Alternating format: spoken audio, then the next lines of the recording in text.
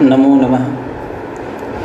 यद्विद्याविलासेन भूतभौतिकसृष्टयः तं नौमि परमात्मानं सच्चिदानन्दविग्रहं यदन्ते वासि पञ्चास्यैः निरस्ताः वेदिवारणाः तं प्रणौमि नृसिंहाख्यं यतीन्द्रं परमं गुरुं श्रीमद्वेङ्कटनाथाख्यान् वेलाङ्गुडिनिवासिनः जगद्गुरूनहं वन्दे सर्वतन्त्रप्रवर्तकान् येन चिन्तामणौटीका दशटीका विभञ्जिनी तर्कचूडामणिर्नाम कृता विद्वन्मनोरमा तेन बोधाय मन्दानां वेदान्तार्थावलम्बिनी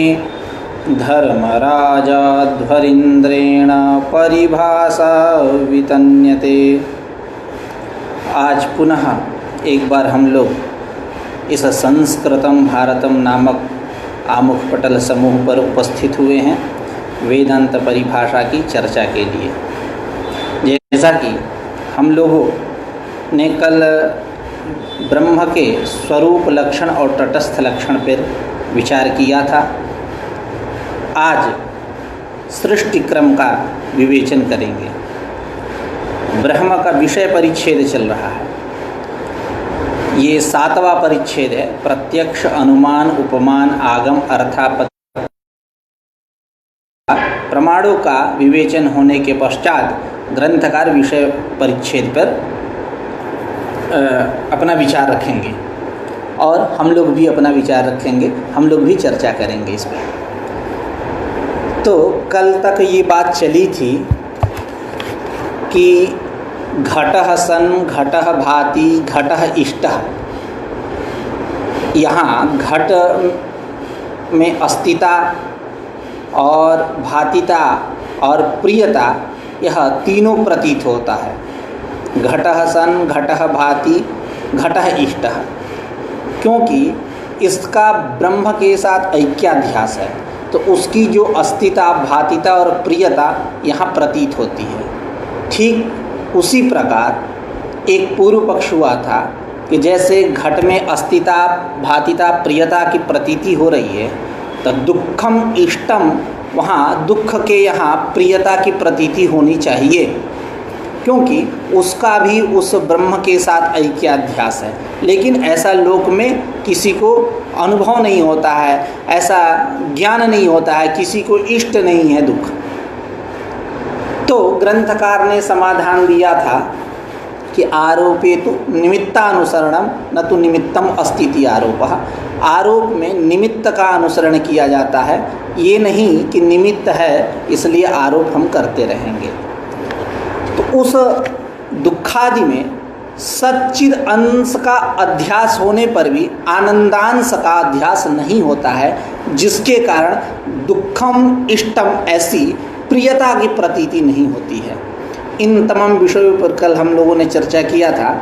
वही और जगत में जो नाम रूप अंशद्वय का व्यवहार जो होता है, बोलते हैं जगत को कि यह जगत जो है नाम रूपात्मक जगत है। तो यह नाम रूप अंशद्वय का व्यवहार होता है, क्यों? क्योंकि अविद्या का जो परिणाम नाम रूप, उसके साथ उसका संबंध है जगत का, इसलिए इस जगत में नाम रूप अंशद्वय का व्यवहार होता है। अब ये अस्तिता, भातिता, प्रियता इत्यादि की चर्चा हो रही है और नाम और रूप की चर्चा हो रही है, तो ग्रंथकार ने एक श्लोक यहाँ प्रस्तुत किया। अस्ति भाति प्रियम रूपम नाम चेत्यंस पंचकम आद्यम त्रयम ब्रह्म रूपम जगद रूपम तत्वद्वयम। अस्ति, भाति, और प्रिय, ये और नाम और रूप, ये 5 अंश जो हैं, इन 5 अंशों में 3 अंश ब्रह्म के हैं, अस्ति, भाति और प्रिय, और नाम और रूप यह जो अंशद्वय है यह जगत का रूप है। इस प्रकार हम लोगों ने कल तक विवेचना किया। आज सृष्टि क्रम की चर्चा करते हैं ग्रंथकार के साथ साथ। अथ जगतो जन्मक्रमो निरूप्यते। ग्रंथकारेण जगतः जन्मक्रमः यानी सृष्टिक्रमः, उत्पत्तिक्रमः निरूप्यते। जगत का मतलब कार्यजात, प्रपंच, कहाँ से क्या उत्पन्न होता है, कैसी प्रक्रिया है, इन तमाम विषयों पर चर्चा करेंगे। तो ग्रंथकार कह रहे हैं तत्र सर्गाद्य काले परमेश्वरः सृज्यमान प्रपंच वैचित्र हेतु प्राणि कर्म सहकृतः अपरिमित अनिरूपित शक्ति विशेष विशिष्ट माया सहितः सन् नाम रूपात्मक निखिल प्रपंचम प्रथमं बुद्धौ आकलय्य इदं करिष्यामि इति संकल्पयति तदैक्षत बहुश्याम प्रजायेय इति सो अकामयत बहुश्याम प्रजायेय इत्यादि श्रुते है।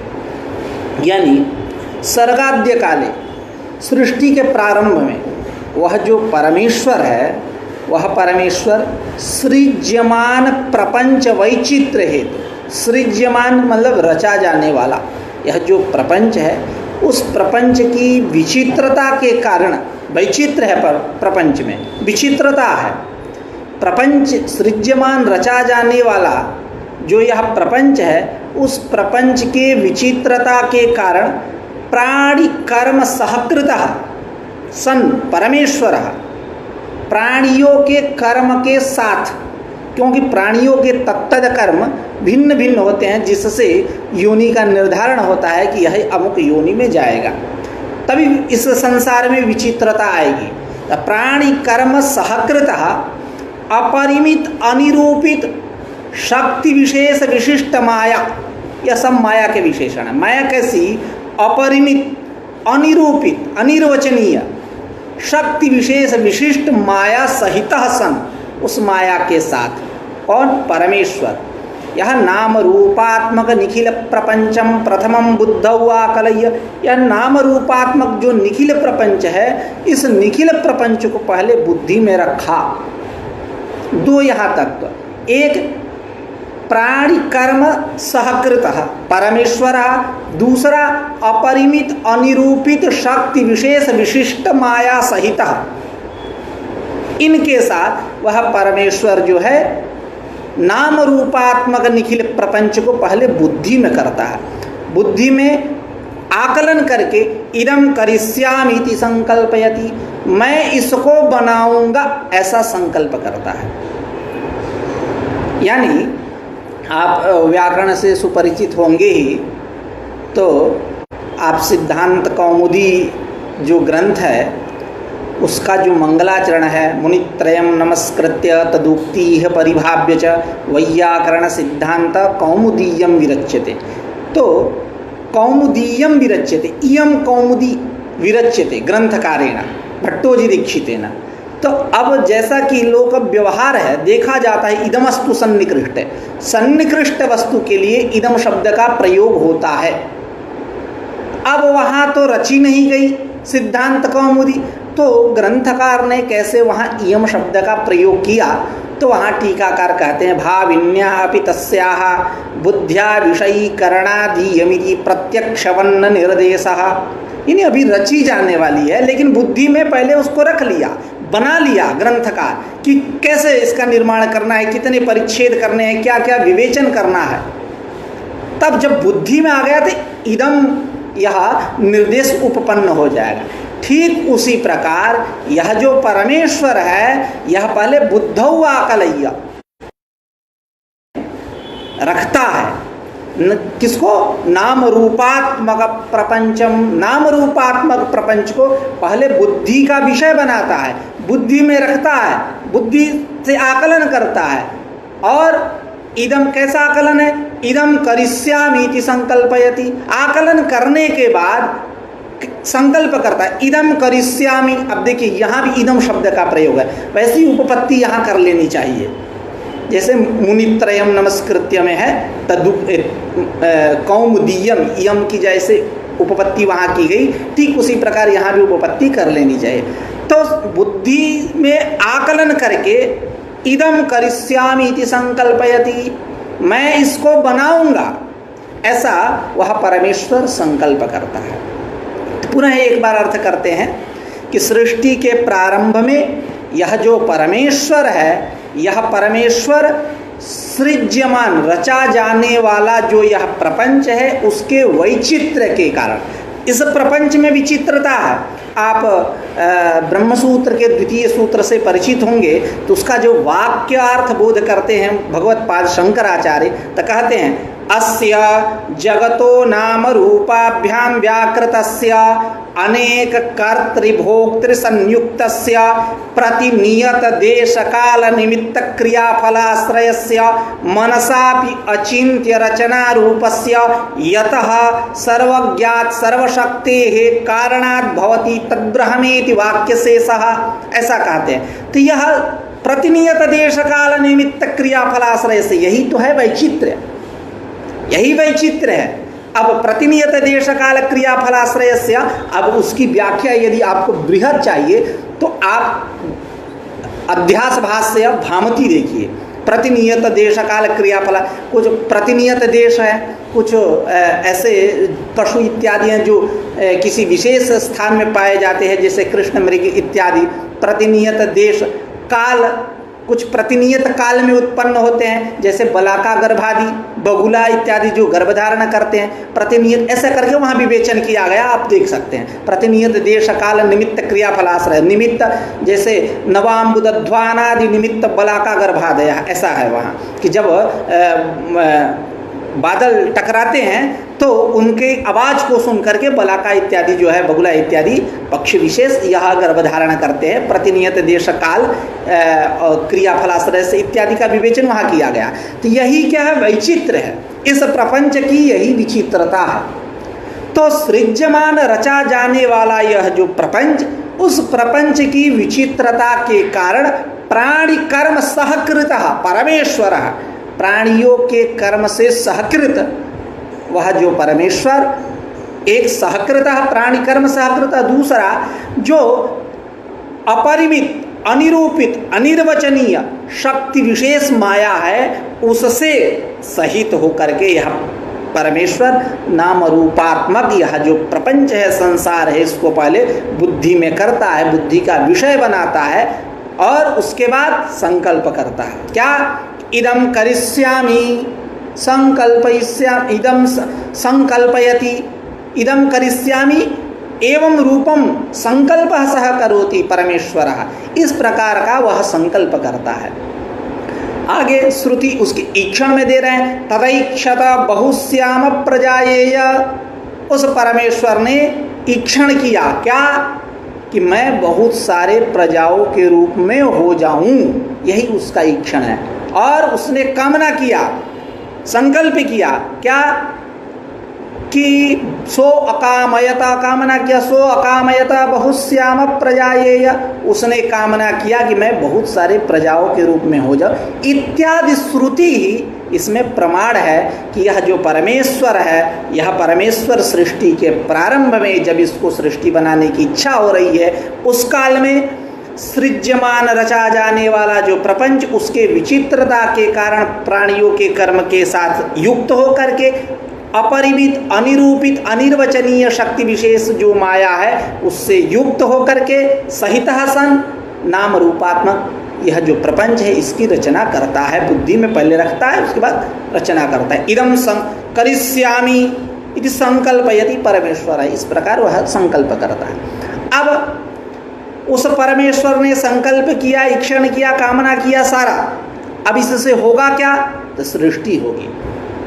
यही सामग्री है सृष्टि होने से पहले। आप इस युग में हैं, आज शोध अपने मतलब यूँ कहे एक किशोरावस्था में चल रहा है शोध कार्य इस समय।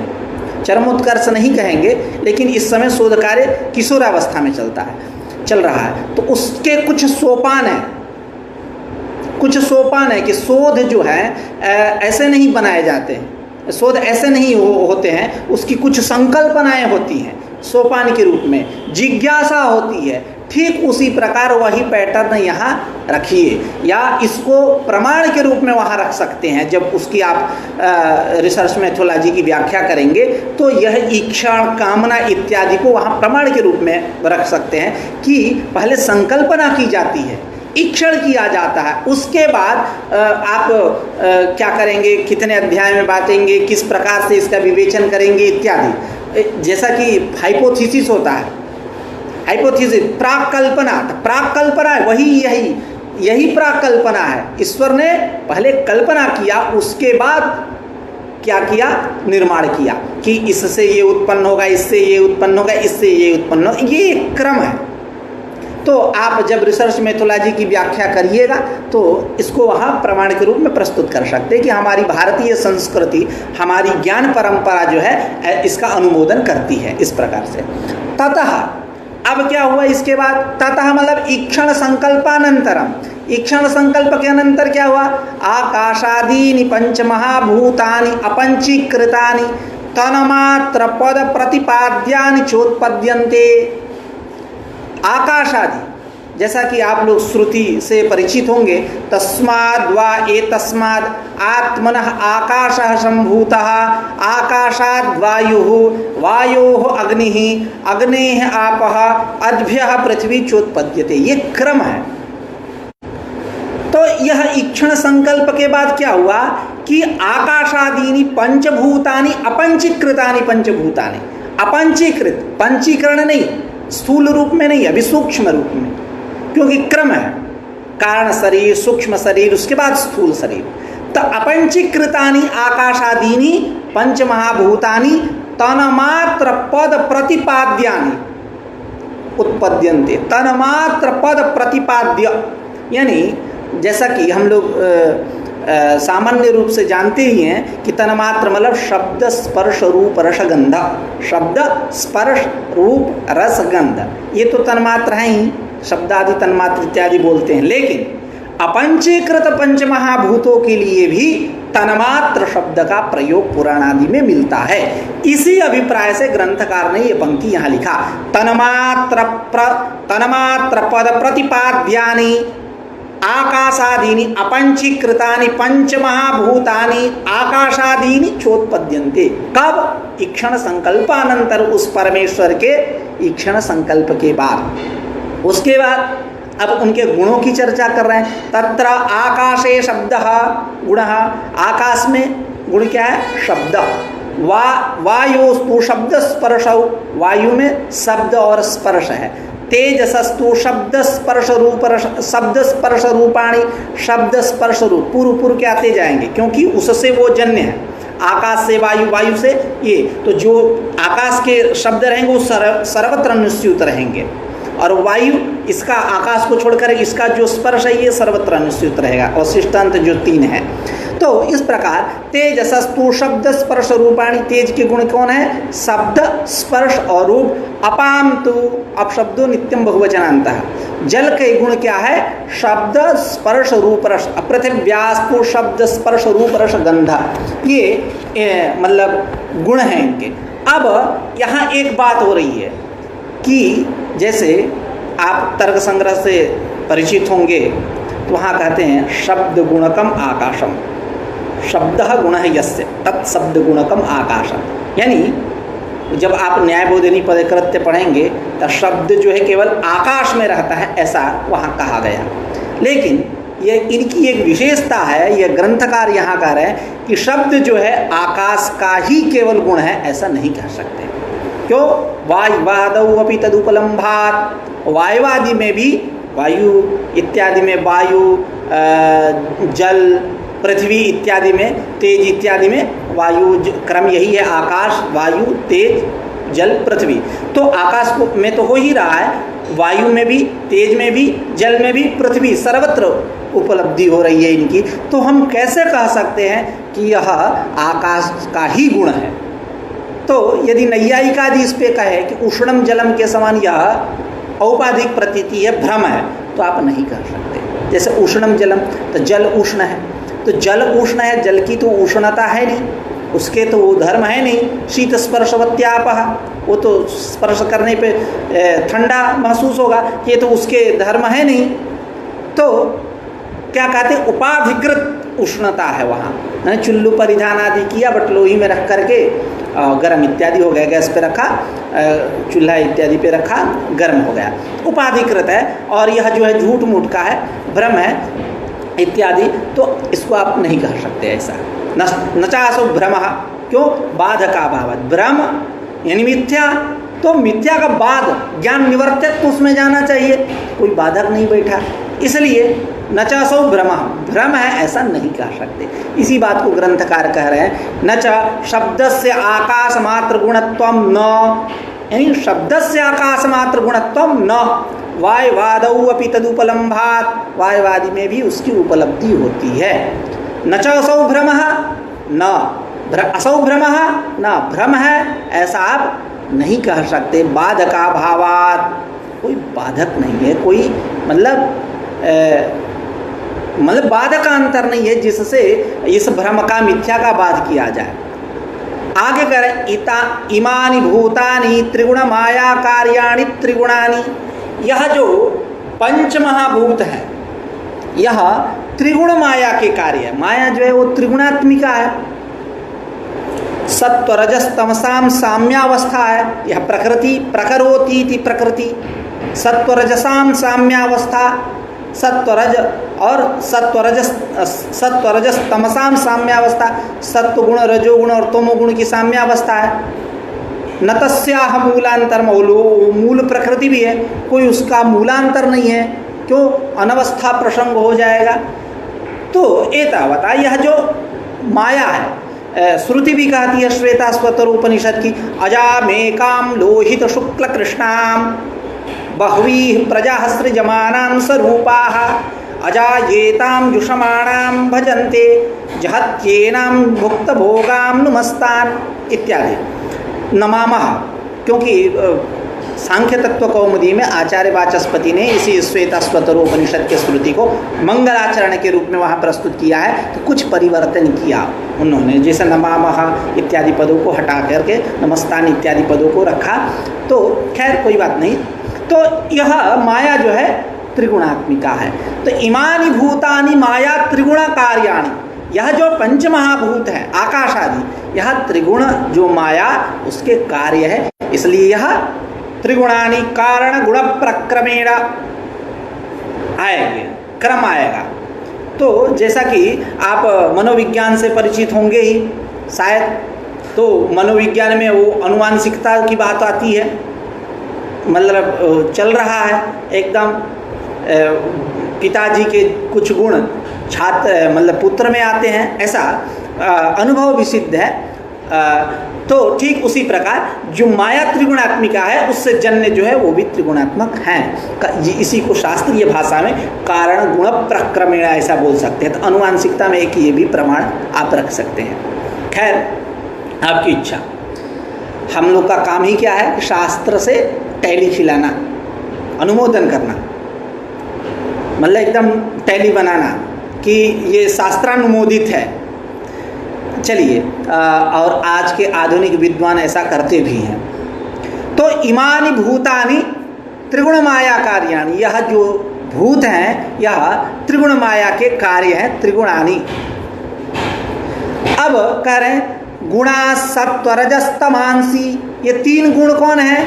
तो सत्व रज और तम। एतैश्च सत्व गुणोपेतैः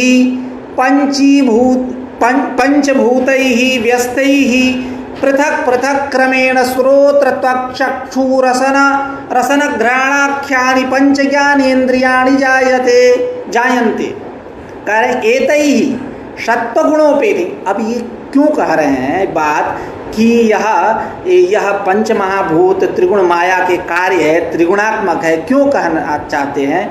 क्योंकि इनको इस तीनों गुण पे आगे बात कहनी है कि सात्विकांश से इसकी उत्पत्ति हो रही है, राजसांश से इसकी उत्पत्ति हो रही है, तामसांश से इसकी उत्पत्ति हो रही है। तो कहीं आप संदेह में न पड़ जाए कि इसमें है कि नहीं है। इसीलिए ग्रंथकार ने भूमिका यहाँ बना दिया कि यह जो पंचमहाभूत हैं, यह पंचमहाभूत त्रिगुण माया के कार्य है और त्रिगुणात्मक भी है। तो गुणा कौन? गुण सत्व रजस तमांस एतैश्च सत्वगुणोपेतैः, सत्वगुणोपेतैः एतैः सत्वगुणोपेतैः। सत्व गुण से युक्त कौन?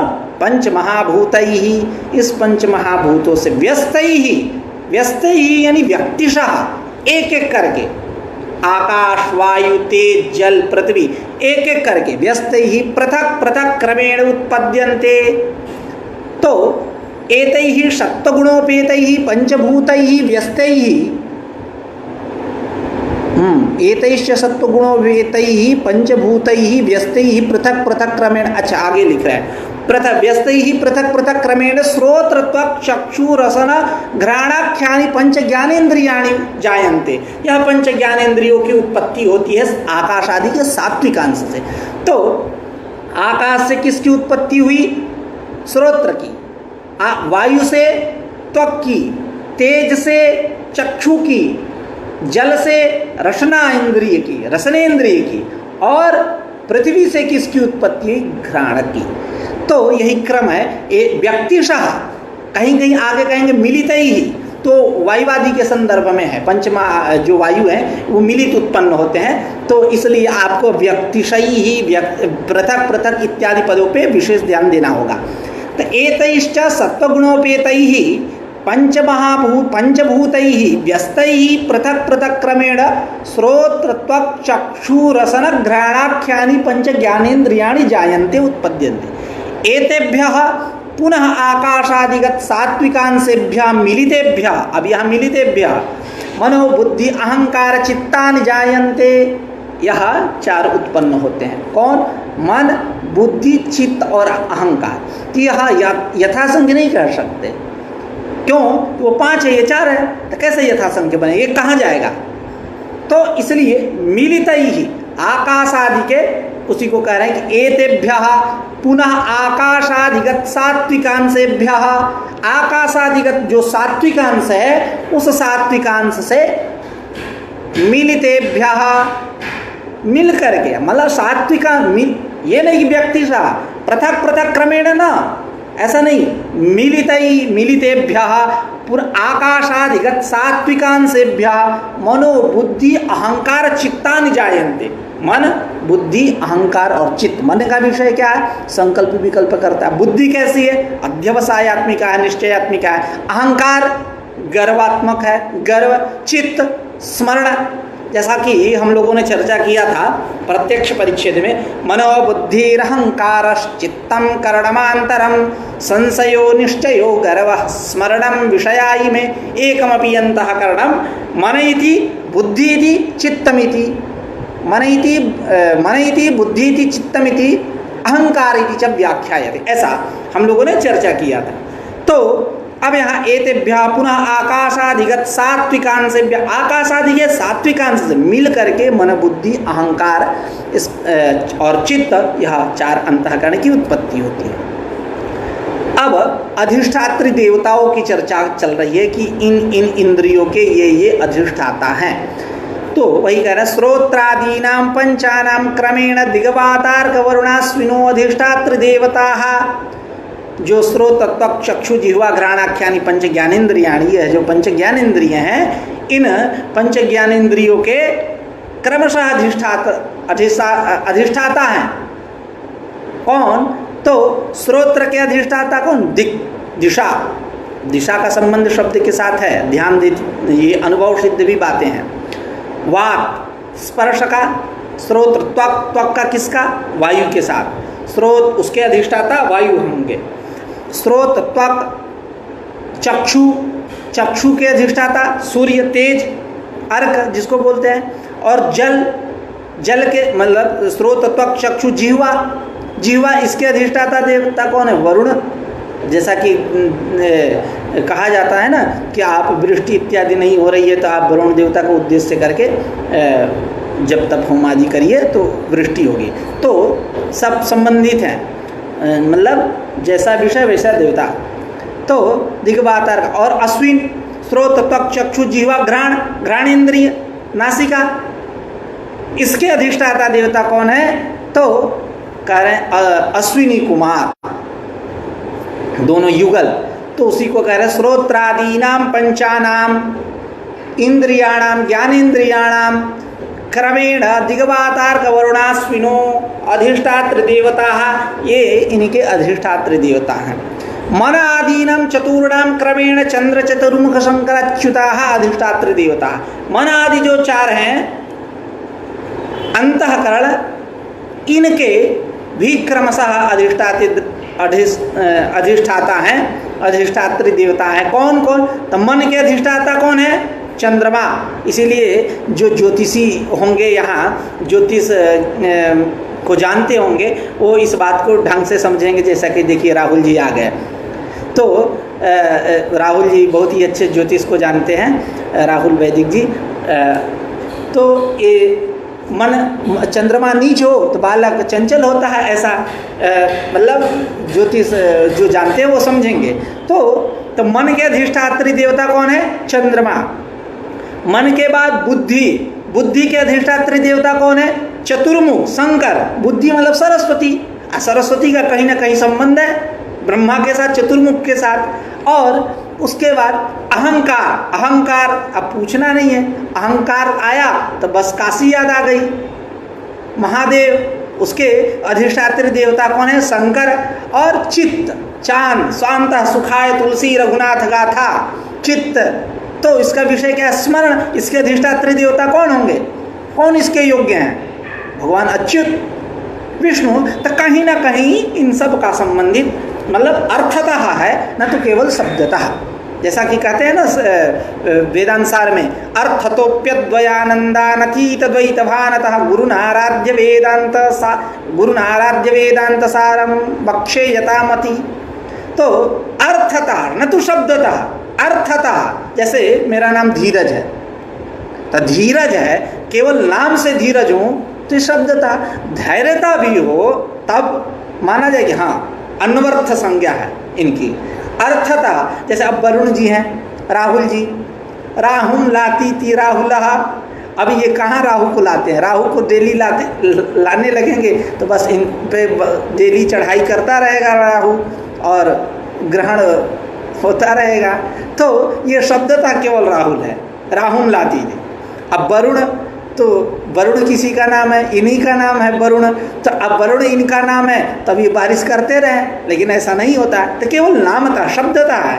कुछ लोग होते हैं अर्थता, जैसे किसी का नाम है अमर सिंह, अमर गए, तो वो केवल नाम से शब्दता अमर सिंह है, अर्थता नहीं है। ब्रह्मचारी जी हैं, अब ब्रह्मचारी जी के 5 बच्चे हैं, तब अर्थता वो ब्रह्मचारी नहीं है। सन्यासी जी हैं, रहते हैं सहल महल में रहते हैं, तो केवल नाम के वो मतलब नामतः, शब्दतः, न तो अर्थतः। खैर, तो इनका कहीं ना कहीं संबंध देवताओं के साथ है। मन आदीनाम चतुर्णाम क्रमेण चंद्र चतुर्मुख शंकराच्युता अधिष्ठात्र देवता। आगे कह रहे हैं एतैरेव रजो गुणोपेतैः पंचभूतैः व्यस्तैः यथाक्रमं वाक् पाणिपाद पायुपस्थाख्यानि कर्मेन्द्रियाणि जायन्ते। इनकी उत्पत्ति होती है किससे? राजसांस से। एतैः रजोगुणोपेतैः पंचभूतैः। जब रजोगुण से, मतलब ये जो बातें हो रही हैं, सत्व गुणोपेते ही, रजो गुणोपेते ही, तमो गुण, ये कहीं थोड़े गए हैं, ये तो इसी में है।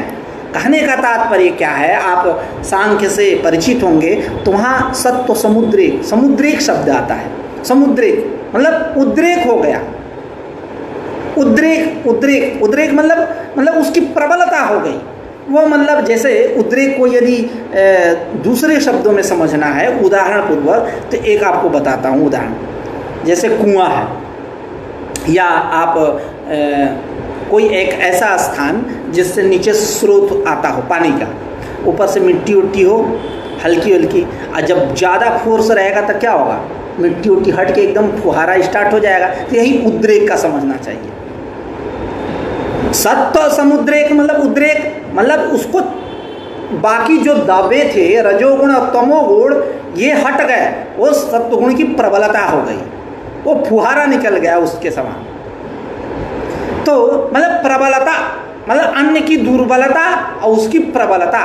तो रजो एतई ही रजोगुणोपेतई ही, रजोगुणोपेतई ही, जब रजोगुण की प्रबलता रहेगी, रजोगुण से युक्त जो पंचमहाभूत, इनसे पंचमहाभूत ही व्यस्तई ही व्यक्तिशः यथाक्रमम यथासंख्य मूर्देशा समान क्रमशः वाक् पाणिपाद पायुपस्थाख्यानि कर्मेंद्रियाणि जायन्ते। इन कर्मेंद्रियों की उत्पत्ति होती है। कौन कौन?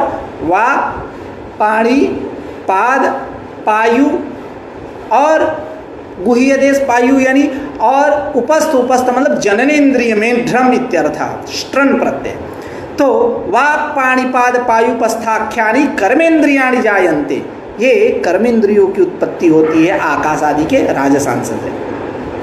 तेषां च क्रमेण वहनी इंद्र उपेंद्र मृत्यु प्रजापतयो अधिष्ठात्र देवताः, इनके भी अधिष्ठात्र देवता हैं। कौन कौन अधिष्ठात्री देवता है? तो क्रमशः वाक् के, वाणी के अधिष्ठात्री देवता वहनी, और पाणी के, पाणी यानी हाथ, उसके अधिष्ठात्री देवता कौन है? इंद्र। और पाद, पाद के अधिष्ठात्री देवता कौन है? उपेंद्र। और पायु, पायु के अधिष्ठात्री देवता कौन है? मृत्यु। उपस्थ के अधिष्ठात्री देवता कौन है? प्रजापति। तो वचनादान विहरणोत्सर्गानंदाश्च इनके विषय हैं। तो एतैरेव रजोगुणोपेतैः पंचभूतैः व्यस्तैः व्यक्तिशः पृथक् पृथक् क्रमेण इत्यर्थः। यथा क्रमं वाक् पाणिपाद पायुपस्थाख्यानि कर्मेन्द्रियाणि जायन्ते, तेषां च कर्मेन्द्रियाणां क्रमेण वहनीन्द्र उपेन्द्र मृत्यु प्रजापतयो अधिष्ठात्र देवताः, यह इनके अधिष्ठात्र देवता है। आगे कह रहे हैं रजोगुणोपेतैः पंचभूतैः मिलितैः पंचवायवः प्राणापान व्यानोदान समानाख्याः जायन्ते। जब रजोगुण का से युक्त ये पंचमहाभूत रहेंगे, तब रजोगुणोपेतैः पंचमहाभूतैः, इनसे मिलितैः ही मिल करके, देखिए 5 वो हैं और 5 वायु भी हैं, तो यहाँ यथासंख्य नहीं कर रहेंगे, मिलितैः ही। इसलिए अब मैंने शुरू में कहा कि व्यक्तिशः इत्यादि पदों का और मिलितैः ही पदों का ध्यान से विवेचन करना है। तो मिलितैः रजोगुणोपेतैः पंचमहाभूतैः मिलितैः मिल करके क्या, तो पंचवायवः पंचवायुओं की, पंच जो वायु हैं, प्राण अपान व्यान उदान समानाख्य, इनकी उत्पत्ति होती है। केचित्तु, आप वेदांत सार में देखिए, केचित्तु नाग कूर्म कृकल देवदत्त धनंजयाख्याः पंचान्ये वायवः सन्ति इति वदन्ति। नाग, तत्र नाग, तत्र नाग के विषय में कहते हैं केचित्तु नाग कूर्म कृकल देवदत्त धनंजयाख्याः पंचान्यः धनंजयाख्या पंचान्ये वायवः सन्ति इति। तत्र नाग उद्गीरणकरः, उद्गीरणकरः उल्टी इत्यादि, नाग उद्गीरणकरः, कूर्म उन्मीलनकरः, जैसे उन्मीलन, जैसे ये पपनी है आँख के ऊपर, ऐसा ऐसा जैसे किसी गैस वैस हो जाता है तो आँख में जलन होने लगती है, तो ऐसे ऐसे करता है तो बहुत आनंद उसको महसूस होता है। तो ये उन्मीलन कर रहा है, ये भी यहाँ भी वायु है। वो कौन सी वायु? कूर्म, नाग कूर्म, कूर्म कूर्म उन्मीलन करा। नाग कूर्म कृकलः क्षुत्करः, क्षुधा लगी है, भूख लगा है, यह जो कौन सी वायु कर रही है? तो नाग कूर्म कृकल। देवदत्तः जृंभणकरः, देवदत्त नामक वायु जृंभण कर, जमाइयाना। धनंजयः पोषणत्करः, धनंजय नामक वायु कैसी है? पोषण करने वाली। हृदय प्राणः उदेपानः समानः नाभिमंडले उदानः कंठदेशे तो व्यानः सर्वशरीरकः, ऐसा भी मिलता है। ये हृदय देश में जो वायु है वो प्राण है, गुदा देश में जो वायु है अपान है, नाभिमंडल में जो वायु है वो समान है, कंठ देश में जो वायु है वो उदान है, और व्यान जो संपूर्ण शरीर में विश्व गतिमान जो है वह व्यान है। अब इनका लक्षण क्या है तो यहाँ बतलाया जा रहा है। तत्र कहे कि रजोगुणोपेतैः पंचभूतैरेव मिलितैः पंचवायवः प्राणापान व्यानोदान समानाख्याः जायन्ते तत्र प्राग्गमनवान् वायुः प्राणः नासाद्यस्थानवर्ती। प्राग्गमनवान जो वायु है वह, उसको हम बोलेंगे प्राण। यह वायु कहाँ रहता है तो नासिका स्थान में, नासाद्य स्थान आदि से लेंगे नाभि पर्यंतम, नासादि स्थानवर्ती है। अब थोड़ी सी चर्चा करें तो प्राग्गमनवान का तात्पर्य क्या है? सर्वदा ऊर्ध्वगतिमान, सर्वदा ऊर्ध्वगतिमान, हमेशा ऊपर की तरफ। अब देखिए आगे ऊर्ध्वगतिमान कहेंगे, ऊर्ध्वगतिमान उत्क्रमण वायु उदान, तो अब यहाँ सर्वदा ऊर्ध्वगतिमान करना है क्योंकि अतिव्याप्ति हटानी है। अतिव्याप्ति हटानी है, कैसी अतिव्याप्ति हटानी है तो जब वायु प्राण निकलता है तो वहाँ भी तो ऊर्ध्वगति होती है प्राण की। वैकुंठ में जाएगा, जहाँ जाना है जाए, वेदांतियों के यहाँ कहीं जाता होता नहीं। कहाँ न तस्य प्राणा होत क्रामंती अत्रैव समवलीयन्ते। खैर, तो इसी ब्रह्म में उसके प्राण मिल जाते हैं। तो जो ऊर्ध्वगतिमान से यहाँ तात्पर्य, प्राग्गमनवान मतलब ऊर्ध्वगतिमान। कैसा ऊर्ध्वगतिमान? सर्वदा ऊर्ध्वगतिमान। सर्वदा ऊर्ध्वगतिमान कहने से क्या होगा? उत्क्रांति समये उदानस्य ऊर्ध्वगतिमत्वेपि नाति प्रसंगता। उत्क्रांति समय में जब प्राण निकल रहा है उस समय उदान वायु जो है वो ऊर्ध्वगतिमान है, तो ऊर्ध्वगतिमत्वेपि न अति प्रसंग, अति प्रसंग नहीं होगा, अति व्याप्ति नहीं होगी क्योंकि वो सर्वदा ऊर्ध्वगतिमान नहीं है, केवल उत्क्रांति काल में ही वो ऊर्ध्वगतिमान है। तो इस प्रकार ऐसा अर्थ कर लेना चाहिए। प्राग्गमनवान मतलब ऊर्ध्वगमनवान, ऊर्ध्वगमनवान वही सर्वदा ऊर्ध्वगमनवान, ऐसा अर्थ करेंगे। ऐसा अर्थ करने से उदान में कोई अतिव्याप्ति नहीं होती। प्राणः वायु प्राणो भूत्वा नासिके प्राविशत, जो कहते हैं नासाद्य स्थानवर्ती। कहाँ रहता है वायु? यह नासिका प्रदेश में। यानी एक श्रुति है तैत्तिरीय उपनिषद की, कह रहे हैं कि वायु प्राणो भूत्वा, वायु जो है प्राण होकर के, जैसा कि आप तर्क संग्रह से परिचित होंगे तो उसमें कहते हैं कि सच प्राण एकोपि उपाधिभेदात् प्राणापानादि संज्ञाम लभते इत्यादि संज्ञाओं को प्राप्त करता है उपाधि भेद के कारण। तो वायु प्राणो भूत्वा नासिके प्राविशत, वायु जो है प्राण होकर के नासिका में प्रवेश करता है। इति ऐतरेय श्रुति अनुसृत्य आह नासादि स्थानवर्ती। अब यहाँ आदि से क्या लेना है? तो नाभ्यादि नासिका पर्यंतानि स्थानानि आदि पदार्थ, यही नाभि से लेकर के नासिका से लेकर के नाभि पर्यंत इत्यादि सारे जो स्थान है, यही आदि पद का यहाँ तात्पर्य है कि इन सब स्थानों में रहता है। अर्वागमनवान अपानः, अर्वागमनवान नीचे की तरफ, अर्वागमनवान जो है उसको हम बोलते हैं अपान वायु। इसका स्थान क्या है? तो पायुवादि स्थानवर्ती, यहाँ भी आदि से वही पायु से लेकर के नाभि इत्यादि पर्यंत स्थान लेना है। पायुवादि स्थानवर्ती यह अपान है। तो अब अर्वागमनवान का तात्पर्य क्या है? अधोगमनवान। नाभ्यादि पायु पर्यंत स्थानानि आदि पदार्थ, नाभि से लेकर के पायु पर्यंत, यह आदि पद का अर्थ है।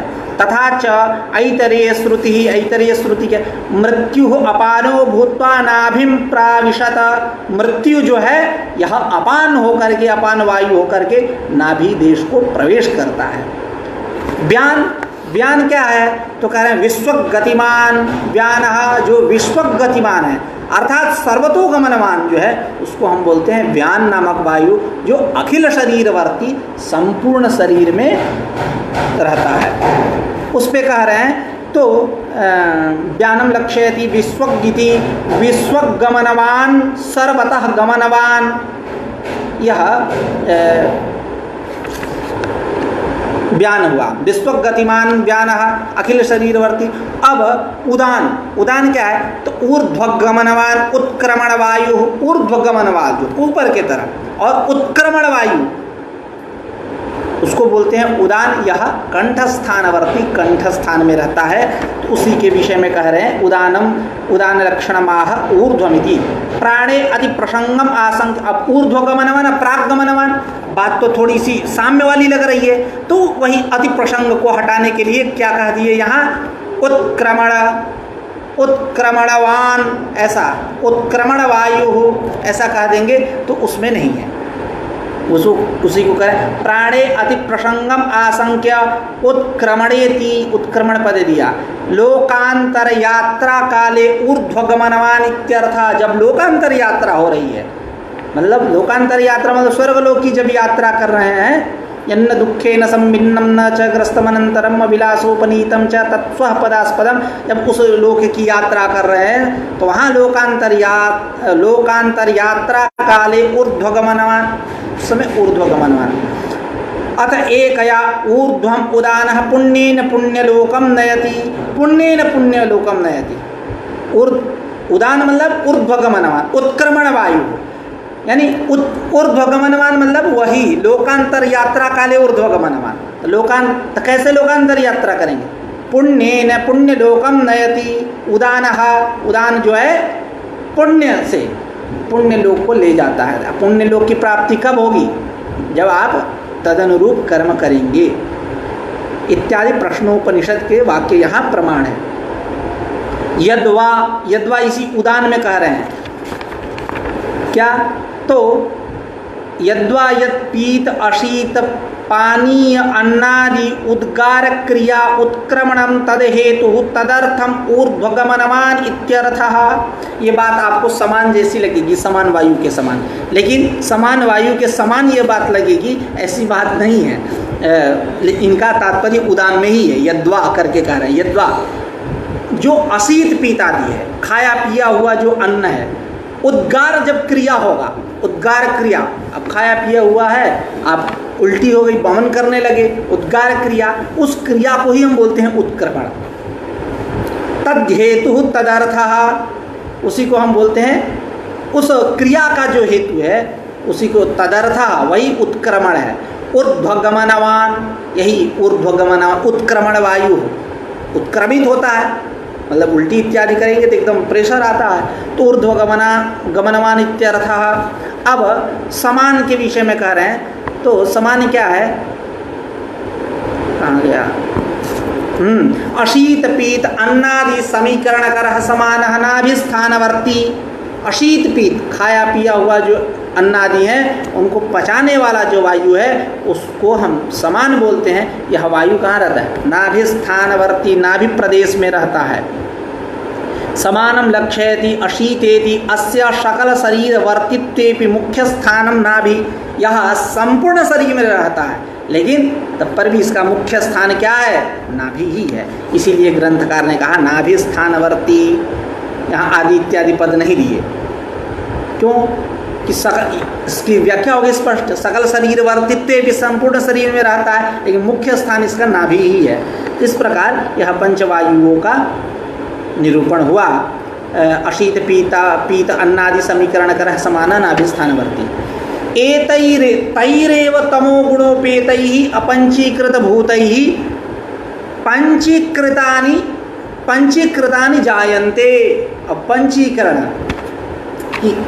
तैरेव तमो गुणोपेतैः अपंचीकृतैः, अपंचीकृत भूतैः, अपंचीकृत, जब पंचीकरण नहीं हुआ है उस अवस्था में अपंचीकृत है। तैरेव तमो गुणोपेतैः अपंचीकृत भूतैः पंचमहाभूतैः, जब ये अपंचीकृत है, इनका पंचीकरण जब नहीं हुआ है, तब जब और तमोगुण से युक्त होना चाहिए, तमो गुणोपेतैः एतैरेव तमो गुणोपेतैः अपंचीकृत भूतैः, अपंचीकृत जो पंचमहाभूत हैं इनसे पंचीकृतानि जायन्ते, पंचीकृतानि भूतानि जायन्ते। पंचीकृत पांच भूतों की उत्पत्ति होती है ना, स्थूल शरीर। अब एक श्रुति प्रमाण दे रहे हैं छांदोग्योपनिषद का, तासाम त्रिवृत्तम त्रिवित्तम एकैकाम करवाणी। तासाम, तासा मतलब जल तेज अन्नाना, जल तेज अन्न, अन्न मतलब पृथ्वी, तो तासाम जल तेज अन्नानाम त्रिवृत्तम त्रिवित्तम एकैकाम, एक एक का, त्रिवृत्तम त्रिवृत्तम करवाणी, मैं तीन तीन भागों में करूँगा। अर्थात त्रिवृत्त मतलब मिलित भूत त्रयात्मक, मतलब वही मिलित भूत त्रयात्मक। तो तासाम जल तेज अन्नानाम एकैकाम, एक एक उसमें जल तेज अन्न, एकैकाम त्रिवृत्तम त्रिवृत्तम कर्वाणी, उनको तीन तीन भागों में त्रयात्मक करूंगा। इति श्रुते पंचीकरण उपलक्षणार्थत्वात्। अब ये बात ऊपर कहे एतैः तैरेव तमो गुणोपेतैः अपंचीकृत भूतैः पंचीकृतानि जायन्ते लेकर श्रुति रख दिए, श्रुति प्रमाण त्रिवृत्तकरण की। तो बात कैसे लगेगी? तो कह रहे हैं कि त्रिवृत्तकरण जो है यह पंचीकरण का उपलक्षण है, स्वबोधकत्वे सति स्वेतर बोधकत्व। इस प्रकार यह इसके अप्रामाण्य की शंका नहीं करनी चाहिए। वहाँ वेदांतर में अप्रामाण्यम नाशंकनीयम, अस्य अप्रामाण्यम नाशंकनीयम, वह अप्रामाणिक है पंचीकरण, ऐसा नहीं कह सकते। त्रिवृत्तकरणस्य पंचीकरणस्यापि उपलक्षणत्वात्, और जो त्रिवृत्तकरण है पंचीकरण का उपलक्षण, उसी को यहाँ कह रहे हैं पंचीकरणोपलक्षणार्थत्वात्। पंचीकरण उपलक्षण है, स्वबोधकत्वे सति स्वेतर बोधकता। अपना भी ये बात इसलिए कह रहे हैं कि पंचीकरण परक कोई श्रुति नहीं है, जो भी श्रुति है वो त्रिवृत्तकरण परक है। तो यहाँ आप पंचीकरण की कैसे बात कर रहे हो? तो कह रहे हैं वो उसका उपलक्षण है। अब यहाँ इसी बात को कह रहे हैं कि ननु त्रिवृत्तकरणस्य श्रुतिमूलकत्वात्। त्रिवृत्तकरण कैसा है? श्रुतिमूलक है। श्रुतिमूलकत्वात् त्रिवृत्तकृत भूतानि वक्तव्ये, त्रिवृत्तकृत भूतानि वक्तव्ये पंचीकृत भूतानि श्रुति विरुद्धम। यह जो पंचीकृतानि जायन्ते इत्यादि कह रहे हैं यह श्रुति विरुद्ध है। आपको क्या कहना चाहिए? त्रिवृत्तकृत भूतानि, ऐसा कहना चाहिए। तो त्रिवृत्तकरणस्य श्रुतिमूलकत्वात् त्रिवृत्तकृत भूतानि इति वक्तव्ये पंचीकृत भूतानि इति श्रुति विरुद्धम इत्यतः आह तासाम इति। वही जल तेज अन्नानाम, उसकी व्याख्या कर रहे हैं, थोड़ी सी व्याख्या भी कर लेते हैं। तासाम जल तेज अन्नानाम, उसी को करें तासाम तेजो वर्ण रूपाणाम, तेज अप यानी जल और अन्न, रूपाणाम देवानाम, आगे देवहंता हम इमाम तिस्रो देवता अनेन जीवेन आत्मना अनुप्रविष्ट नाम रूपे व्याकरमाणी, आगे कहेंगे। तो तासाम जल अब अन्न रूपाणाम मध्य एकम तेजो भूतम द्विधा विभज्य, एक तेज को दो भागों में कर देंगे। वही पंचीकरण का ही पैटर्न है। मतलब पंचीकरण का पैटर्न ऐसा नहीं, वहाँ से प्रामाण्य नहीं लाएंगे, ऐसा कहेंगे कि इसका पैटर्न वो है, तब शास्त्रीय रीति से बात बनेगी। तो कह रहे हैं कि मध्य एकम तेजो भूतम द्विधा विभज्य, दो भागों में बांट दिए, है ना। तयोर एकम पुनर्, इनमें एक को पुनः द्विधा विभज्य, दो भागों में बांट कर देंगे। फिर तयोः अंशयोः अवन्नयोः संयोजनम, इसके जो दो भेद किए उस जल और तेज में लेकर के अब में यानी जल में और अन्न यानी पृथ्वी में संयोजन कर देंगे, मिला देंगे, यही त्रिवृत्तकरण है। ठीक उसी प्रकार तथा जलम द्विधा विभज्य, जल को दो भागों में कर लेंगे। उसके बाद तयोर एकम भागम पुनर्द्विधा विभज्य, उसके एक भाग को पुनः दो भागों में बांटेंगे। उसके बाद उन दोनों अंश को तेज और पृथ्वी से मिला देंगे। एवं पृथ्वी द्विधा विभज्य, पृथ्वी को भी दो भागों में करेंगे। उसके बाद उसमें एक भाग को पुनः दो भागों में करेंगे। उसके बाद उन दोनों अंशों को जल और तेज से मिला देंगे। यही है त्रिवृत्तकरण। त्रिवृत्तम त्रिवृत्तम एकैकाम कर्वाणि इति श्रुति यद्यपि छांदोग्ये त्रिवृत्तकरणम उक्तम, त्रिवृत्तकरणम उक्तम, त्रिवृत्तकरण कहा गया, तथापि तदवाक्यस्य उक्त भूत पंच उत्पत्ति अनुसारित्वा, है ना। वह जो श्रुति वाक्य है वो कैसे है? तदवाक्यस्य श्रुतिवाक्यस्य उक्त भूत पंच उत्पत्ति अनुसारित्वा, यह जो पंच महाभूत हैं ठीक वही पैटर्न है, ठीक तदनुसारी है।